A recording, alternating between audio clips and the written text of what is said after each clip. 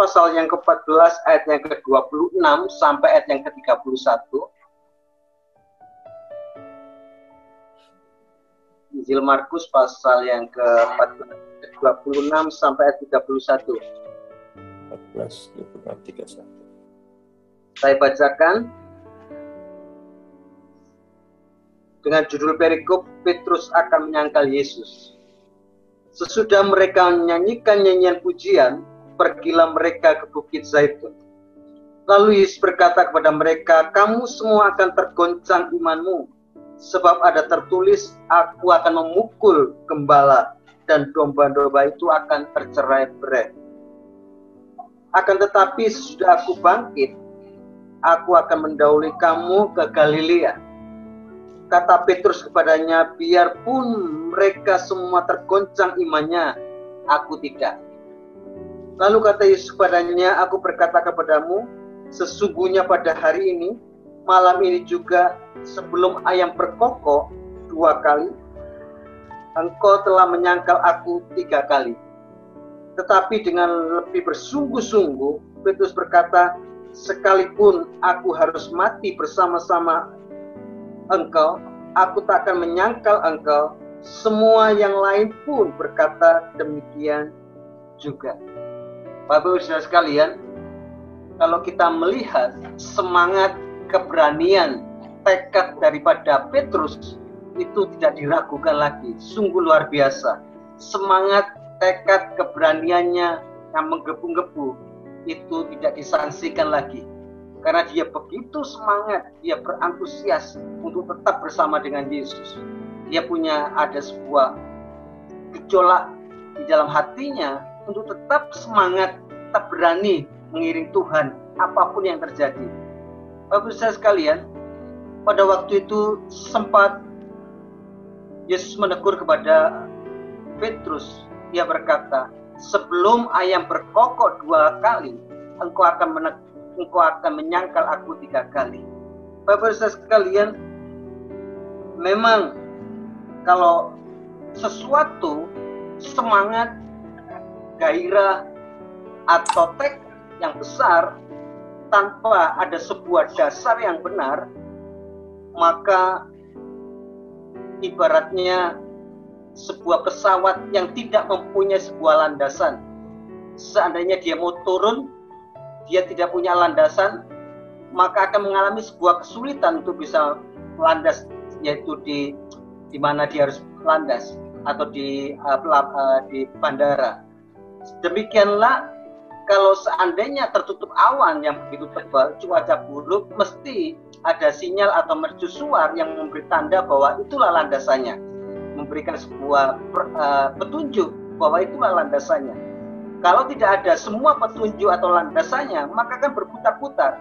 Maka pesawat itu akan tidak bisa turun, bahkan berputar-putar kehabisan bahan bakar, meledak di atas atau jatuh kemana pesawat itu akan jatuh. Bapak-Ibu sekalian, semangat, tekad, gairah, keberanian tanpa ada sebuah dasar yang benar, itu juga suatu keadaan yang cukup fatal. Oleh karena itu, kebenaran firman Tuhan sebagai landasan dalam kehidupan kita, itulah yang mendasari kita untuk kita bisa mencapai sebuah tujuan. Karena apa? Kalau kita hanya mengandalkan kemampuan, kekuatan, semangat, keberanian saja tanpa ada dasar yang benar, maka itu merupakan sebuah malapetaka buat setiap kita. Firman Tuhan sebagai landasan, firman Tuhan sebagai pedoman atau sebagai pegangan, biarlah hal itu yang kita utamakan, karena disitulah kita bisa mencapai tujuan kehidupan kita. Oleh sebab itu, kalau kita tidak punya sebuah landasan, itu gambaran seperti kehidupan manusia pada umumnya. Ada sebuah siklus kehidupan pada umumnya. Ketika seorang itu lahir, ketika seorang itu sekolah, kemudian bekerja, berkeluarga, punya anak, punya cucu, meninggal, sudah itu saja. Tetapi orang yang punya dasar landasan yang benar, maka dia akan mencapai sebuah tujuan seperti yang Tuhan harapkan. Memang di dalam hidup ini perlu ada sebuah kebenaran sebagai landasan. Kalau sudah kita mendapatkan landasan atau kebenaran yaitu melalui kebenaran firman Tuhan, tentunya bukan sebagai teori, bukan sebagai teori saja, tetapi sebuah tindakan harus kita implementasikan atau kita terapkan atau kita praktekkan dalam kehidupan kita sehari-hari. Karena firman Tuhan mengingatkan di dalam 2 Korintus pasal 10 ayat yang ke-18. 2 Korintus 10 18. Karena semua pemahaman yaitu sebagai landasan, pemahaman firman Tuhan sebagai landasan, itu harus kita terapkan dalam kehidupan kita sehari-hari. Harus kita wujudkan secara nyata. Dalam 2 Korintus pasal 10 ayat 18,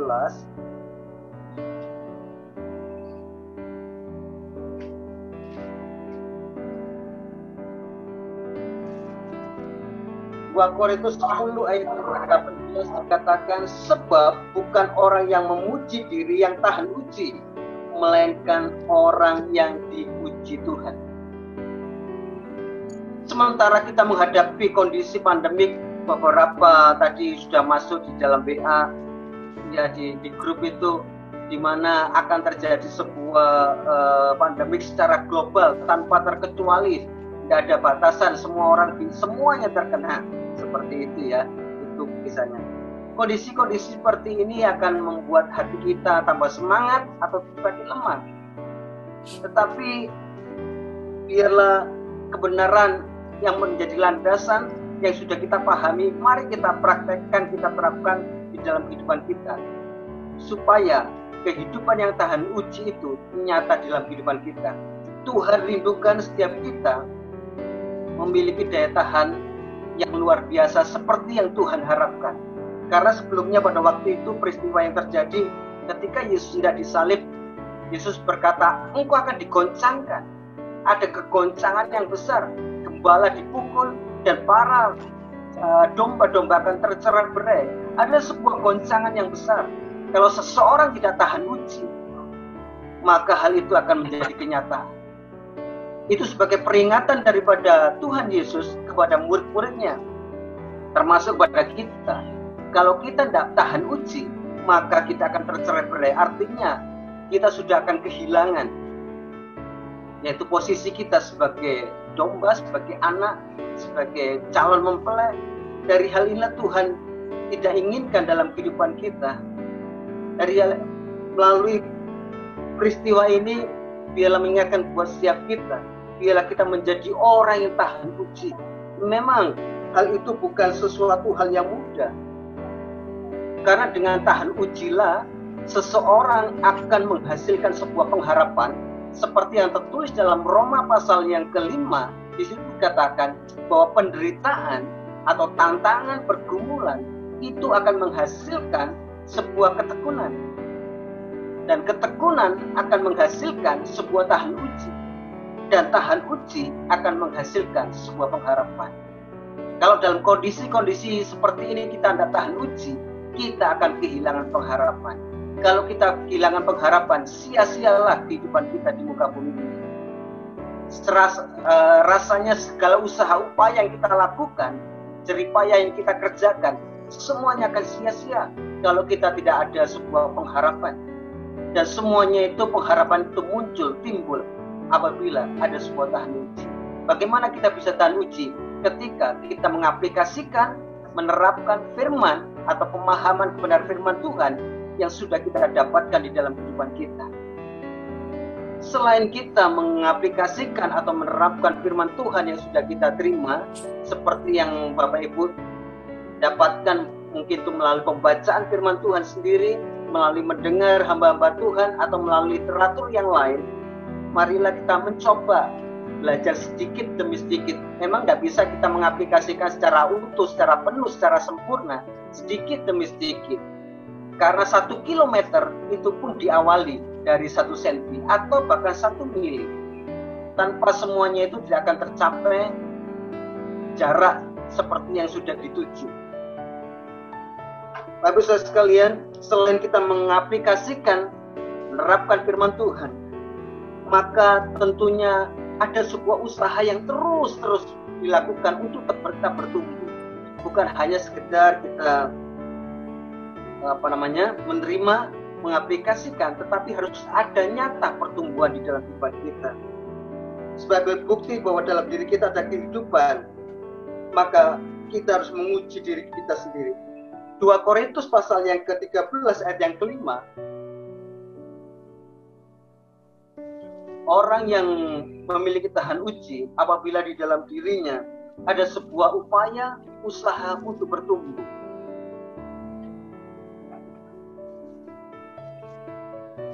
Dalam 2 Korintus pasal 13 ayat yang ke-5, firman Tuhan berkata demikian, ujilah dirimu sendiri, apakah kamu tetap tegak di dalam iman. Selidikilah dirimu, apakah kamu tidak yakin akan dirimu bahwa Kristus Yesus ada di dalam diri kamu. Jika demikian, kamu tidak tahan uji. Ujilah dirimu. Ini menunjukkan adanya sebuah pertumbuhan. Apakah di dalam diri kita ada sebuah pertumbuhan? Kalau tanpa kita menguji diri kita sendiri, orang bisa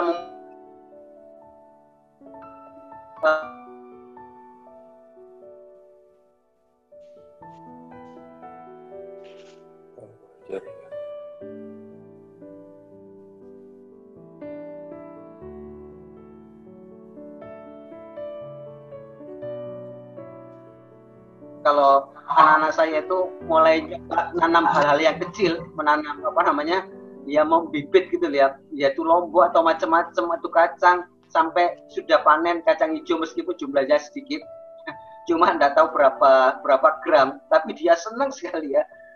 Memang sementara mulai pembibitan itu memang harus dijaga, dirawat sedemikian rupa. Tetapi sampai seandainya ada panas, dihindarkan dari panas. Tetapi kalau sudah dewasa, sudah kelihatan sudah benar-benar bertumbuh, sudah dibiarkan kena panas, tambah sehat, tambah kuat, sampai bisa sekarang sudah berbuah dan sudah dipanen seperti itu. Ini hal yang sepele ya dalam kehidupan kita. Oleh karena itu, inilah kehidupan yang perlu kita pahami, bahwa seorang apabila mau mengalami tahan uji, maka dia harus mengalami pertumbuhan. Meskipun panas terik itu datang, saat ini kan panasnya luar biasa ya, tetapi tumbuhan itu tidak layu, bahkan tetap segar meskipun harus disiram, tetapi tidak sampai layu, karena sudah masa pertumbuhan yang dewasa. Demikian dalam kehidupan kita, ketika kita sudah bertumbuh, mengalami pertumbuhan yang dikatakan sudah kuat, maka kita akan menghasilkan sesuatu yang diharapkan, seperti yang diharapkan oleh Tuhan. Bapak Ibu sekalian, bagaimana kita bisa bertahan uji? Mari kita memiliki pemahaman kebenaran firman Tuhan secara benar, dan kemudian yang berikutnya kita berusaha untuk mempraktekkan, meskipun itu hanya baru selangkah atau baru dimulai, tetapi ada sebuah upaya, hasrat, kemauan untuk bisa mengaplikasikan, terlebih itu mengalami sebuah kemajuan atau pertumbuhan. Dan berikutnya, bukan hanya sampai mengalami pertumbuhan, tentunya harus mencapai sebuah kedewasaan. Ketika sudah dewasa, maka kita akan mendapatkan hasilnya. Kalau jagung itu ditanam hanya 3 bulan, masa 3 bulan bisa panen. Tetapi kalau menanam durian, yang ini yang wajar ya, durian itu sampai bisa 5 tahun, 10 tahun, bahkan bisa sampai bertahun-tahun kita bisa mendapatkan buahnya. Semakin nilainya mahal, waktunya juga semakin panjang. Demikian dalam kehidupan kita, apabila menghasilkan sesuatu yang punya nilai, maka prosesnya itu pun juga panjang. Kalau proses hanya sebentar saja, itu maka hasilnya itu ya tidak bisa lama, karena setelah panen ditebang. Tetapi kalau pohon yang sudah tumbuhnya cukup lama, menghasilkan buah, itu bertahun-tahun tidak perlu ditebang, tetapi terus berbuah. Itulah yang diharapkan di dalam kehidupan kita, supaya kita berbuah senantiasa. Bagaimana kita bisa berbuah kalau kita tidak tahan uji? Itulah yang Tuhan harapkan dalam kehidupan kita. Kita bisa harus mencapai kedewasaan, seperti tertulis dalam Efesus pasal 4 ayat 14. Efesus pasal 4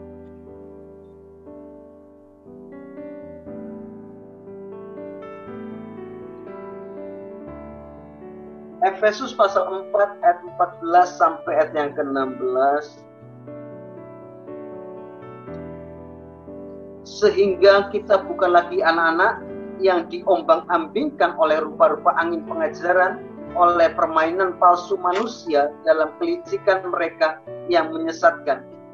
Tetapi dengan teguh berpegang kepada kebenaran di dalam kasih kita bertumbuh di dalam segala hal ke arah Dia, Kristus yang adalah kepala. Daripadanya lah seluruh tubuh yang rapi tersusun dan diikat menjadi satu oleh pelayanan semua bagiannya, sesuai dengan kadar pekerjaan tiap-tiap anggota menerima pertumbuhannya dan membangun dirinya di dalam kasih, mengalami sebuah pertumbuhan untuk mencapai sebuah kedewasaan. Itulah yang diminta oleh Tuhan. Sesuatu yang sudah dewasa, sudah mapan, sudah kuat, sudah kokoh, sudah settle, maka dia akan tahan uji. Kita tidak akan mudah diombang-ambingkan. Kita tidak akan mudah mengalami sebuah kepanikan. Memang kepanikan boleh terjadi, tetapi tidak akan membawa kita untuk mengalami kelemahan di dalam iman kita.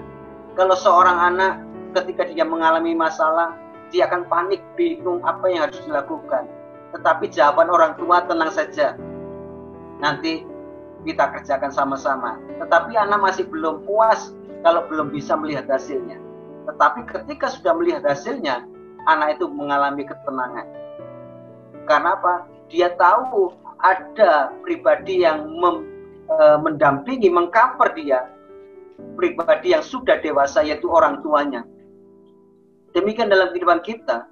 Kalau kita sudah mencapai kedewasaan, apapun yang terjadi, kita tetap kuat. Kita akan tahan uji tanpa mengalami kegoyahan apapun.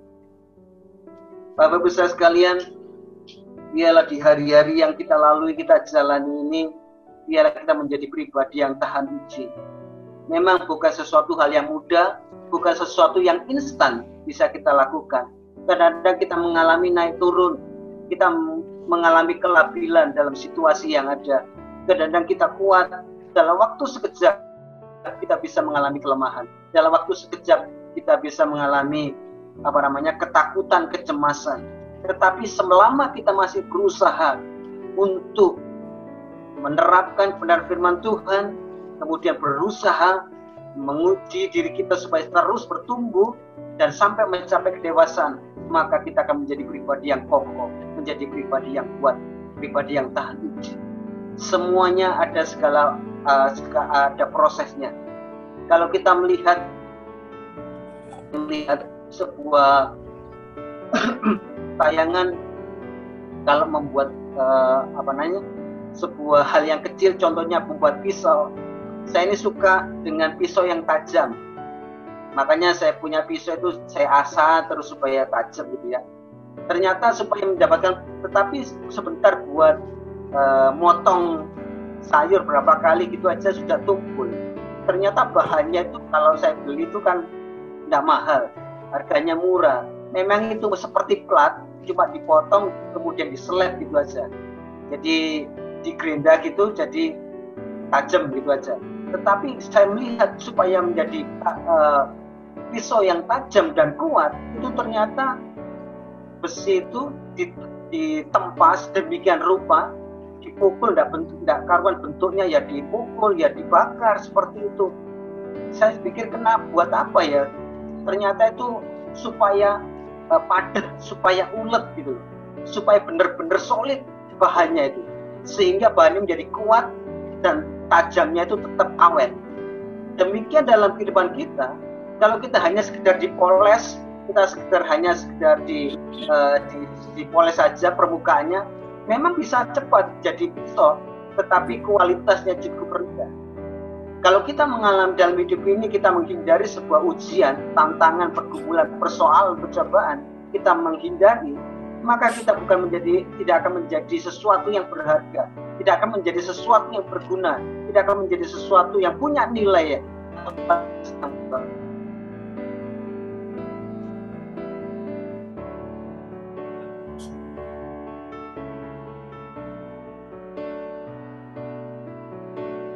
jaringan.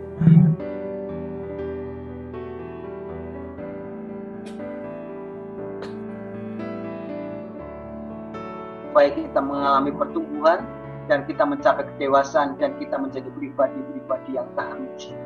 Apapun yang terjadi, kita tetap semangat. Memang dalam slogan berkata tambah semangat, tapi kadang-kadang saya rasanya kok berat seperti itu ya. Tetapi itulah sebuah dinamika kehidupan. Kadang kita lemah, kadang kita kuat, tapi orang yang senantiasa menanti-nantikan Tuhan akan mendapatkan kekuatan yang baru. Seperti yang tertulis dalam Yesaya 40 ayat 31. Orang yang menanti-nantikan Tuhan, yang senantiasa berharap dan mengandalkan Tuhan, akan mendapat kekuatan. Kita tidak bisa mengandalkan kekuatan kita menjadi orang yang tahan uji. Tapi selama kita bergantung pada Tuhan, maka kita akan menjadi pribadi yang kuat, pribadi yang kokoh, sampai pada kesudahannya. Sehingga kehidupan kita boleh menjadi berkat bagi banyak orang. Saudaraku, biarlah kebenaran firman Tuhan ini cukup singkat, sederhana, tetapi mengingatkan pada setiap kita, biarlah kita menjadi pribadi-pribadi yang tahan uji. Karena kalau kita menjadi pribadi yang tahan uji, maka orang yang dekat dengan kita akan mengalami ketenangan, orang yang dekat dengan kita akan mengalami kedamaian. Amin.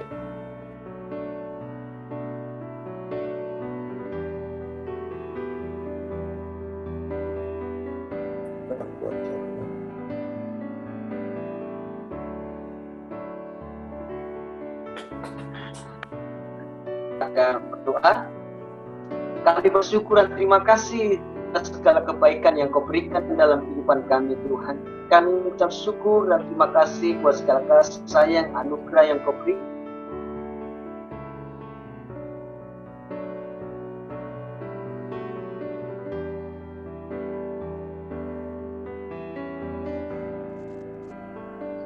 Terima kasih Bapa buat segala kebaikan-Mu.